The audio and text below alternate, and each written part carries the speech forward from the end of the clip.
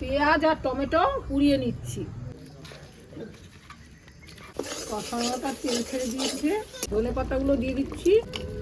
কি সুন্দর ঝোলটা হয়েছে, কালারটাও কত সুন্দর হয়েছে। নমস্কার বন্ধুরা, বং কুকিং আর একটা নতুন রেসিপি নিয়ে চলে এসেছি। দেখো আজকে আমি কতগুলো রুই মাছের পিস নিয়ে এসেছি। এই রুই মাছের পিসগুলো দিয়ে একটা অন্য কায়দায় অন্য টেস্টের রান্না করব, কিন্তু রান্নাটা অবশ্যই পুরো রান্নাটা দেখবেন। আর এই রান্নাটা যেরকম টেস্ট সেরকম গন্ধ, সেই রকম খেতে মজা। রুই মাছের তো অনেক রকমই রান্না আমরা খাই, ঝোল ঝাল কত কিছু খাই, কিন্তু এই রান্নাটা কিন্তু একটু ভিন্ন স্বাদের। এই রান্নাটা খেতে পারলে একটু মজা আলাদা। অবশ্যই কিন্তু এই রান্নাটা করে খাবেন। আমি দেখো রান্নাটা কি করে করছি। প্রথমে আমি উনুনটা ধরিয়ে নিচ্ছি। প্রথমে কি করব, একটা জালটি উনুনের উপরে বসালাম। এইবার টমেটোগুলো পোড়া দিয়ে দিচ্ছি। এর উপরে আমি একটু সিদ্ধ করে নেব। পেঁয়াজ আর টমেটো পুড়িয়ে নিচ্ছি। দেখো আমি একটু উল্টায় দিতেছি। এই যে এক সাইড পোড়া হয়ে গেছে, টমেটোগুলা উল্টায় দিলাম, পেঁয়াজগুলারও উল্টায় দিলাম। দারুণ স্বাদের রান্না, আমি তোমাগুলোকে দেখাইতেছি। এইভাবে টমেটোগুলা আর পেঁয়াজটারে আমি পোড়ায় নেবো। নিয়ে দেখো কি করি, কয়টা কাঁচা লঙ্কাও দিয়ে দিছি সাইড দিয়া।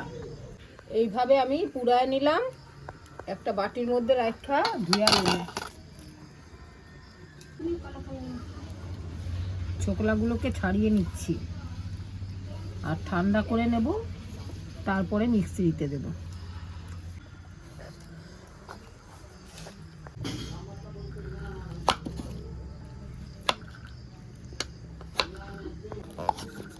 খুন্তির সাহায্যেই সব কাজ করে নিলাম।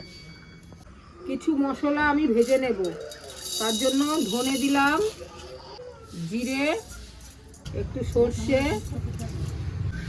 আর কয়েকটা শুকনো লঙ্কা। এই রান্নাটা খুব সুন্দর খেতে, সর্ষে দিলে আর একটু বেশি ভালো হয়। হ্যাঁ, সুন্দর একটা গন্ধ উঠেছে, ভাজাটা হয়ে গেছে।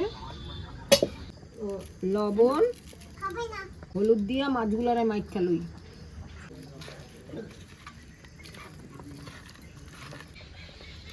কড়াইতে সর্ষের তেল দিয়ে নিলাম, মাছের পিসগুলারে ভাজা নেব।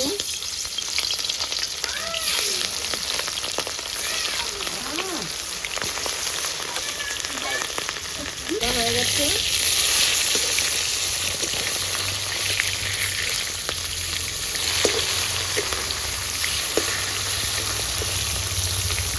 মশলাগুলো সব ঠান্ডা হয়ে গেছে, মিক্সিতে দিয়ে নিচ্ছি। ওই জিরা ধনে এগুলো ভাজা করেছি, যে একটু জল দিয়ে পেস্ট করে নিচ্ছি। মাছগুলো পরপর ভাজা নেব।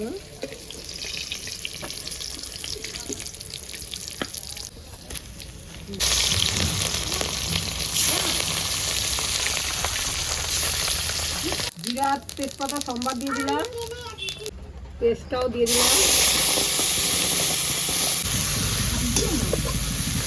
এইভাবে কষিয়ে নিচ্ছি।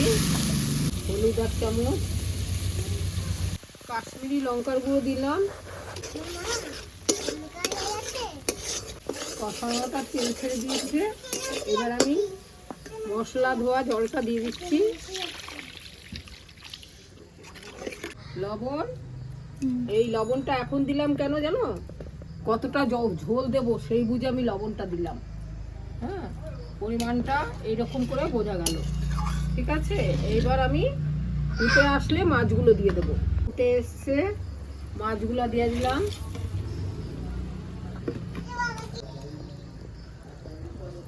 এইভাবে রান্নার কায়দাটাই কিন্তু সত্যি, রান্নার গন্ধটা এত সুন্দর হয় আর এত টেস্ট হয়, রান্নাটা না খেলে কিন্তু কেউ বুঝবেন না। এবার একটু ঢেকে দিচ্ছি। এবার আমি উঠাচ্ছি, দেখি দেখো কি সুন্দর একটা কালার এসছে। ধনে পাতাগুলো দিয়ে দিচ্ছি। হয়ে গেছে আমার রান্নাটা। কি সুন্দর ঝোলটা হয়েছে, কালারটাও কত সুন্দর হয়েছে।